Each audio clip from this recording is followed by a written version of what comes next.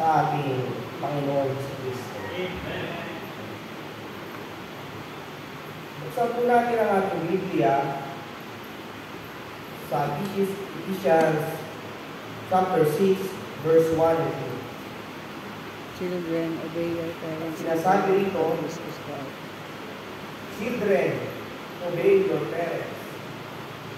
Verse 2, honor your father and your mother. Kung tutusin, mga kapatid, dito pala ay ating maintindihan na kung gaano kahalaga bilang mga anak sa ating mga magulang kung anong dapat natin gawin. Ito yung ating mga dapat gawin sa ating magulang ay sundin o ganapin ang mga dapat ay tututo sa ating mga magulang. Kapagkat walang magulang na hindi ko ang landas ng ating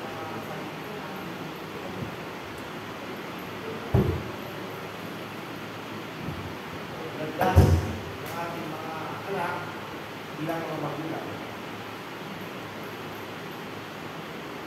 Honor your father and your mother is the first commandment in the promise. Galang mo ang iyong ama at ang iyong ina kasi ang unang utos sa pangako. Mga kapatid, ang buhay ay pinaman. Ngunit kung ating pahalagahan ang ating mga magulang sa kanyang angga na sa atin, simula sa kanilang mga sinapupunan, doon pa lang ibigay ng magulang ang pagpapahalaga sa kanyang anak.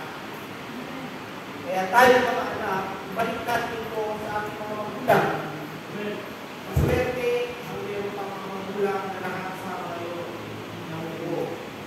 Huwag natin ipagkain o ipagkabot sa kanila ang pagpapahalaga kapagkat hindi natin alam ang oras sila ay wala na. Sa pandahuli, mayroon pala tayong pagsisisi. So dapat, tulong natin ito na bukan sa ating puso. Sapagkat mayroon ng nagpungan na ang pagpapagal ng anak sa kanyang mga magulang ay tunay na inuolo o makikilala ka ng ating mga magulang.